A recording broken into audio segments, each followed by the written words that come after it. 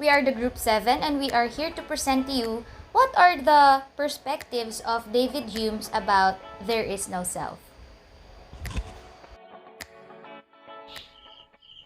Before we explain what is the perspective of Hume when it comes to what we call self, let me introduce him first.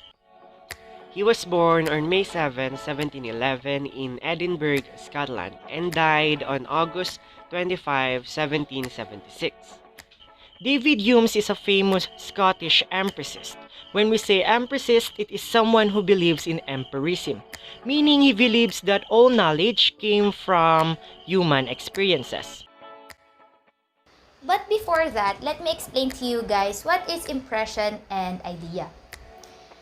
He said that impression is perceived by our sense such as touch, smell, taste, if it's beautiful, if it's not, while idea is the images of our reasoning and thinking. For example, fire. My impression about fire is hot, while my idea about fire is I will not touch the fire because I might get hurt. Hume recognized that there are two types of perception, which is impressions and ideas. Impressions, according to Hume, are more lively perception. This is when we hear, see, feel, love, hate, desire, and will. Also, the feeling of anger is considered as impressions, while ideas, these are the faint image of impressions. So always remember that impressions are felt and the ideas are for thought. So the example that I will give for these two perception is feeling a pain. Feeling a pain is more forceful than thinking about a pain. For example, your boyfriend or your girlfriend breaks you up.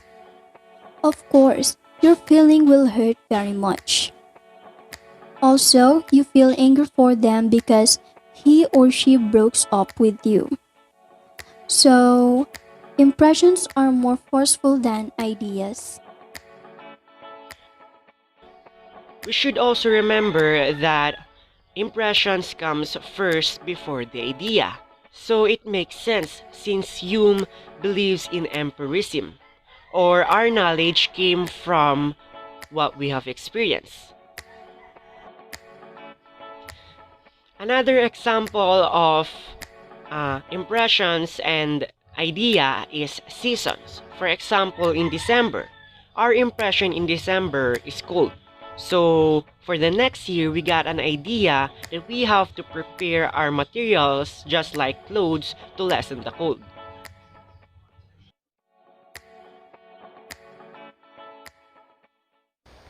What is Hume's perspective about there is no self? For example, I'm holding this red wine bottle. In my impression and idea, this red wine bottle has a black container. So if I give this to Mr. Mercado, his impression and idea will be same as me.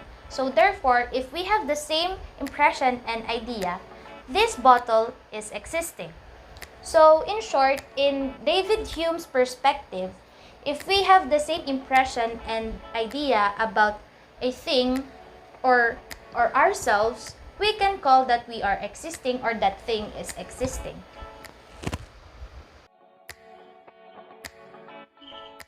Another counter example for David Hume's perspective is zodiac signs. We all believe that zodiac signs have their own specific and unique traits. For example, I'm a Capricorn. And we all believe that in zodiacs, Capricorns are hardworking. If all people believe and think that I'm that kind of person, then there's an existing self. But according to Hume, this kind of thinking or having a unified and continuous self is not true, or just like he said, a fictional self.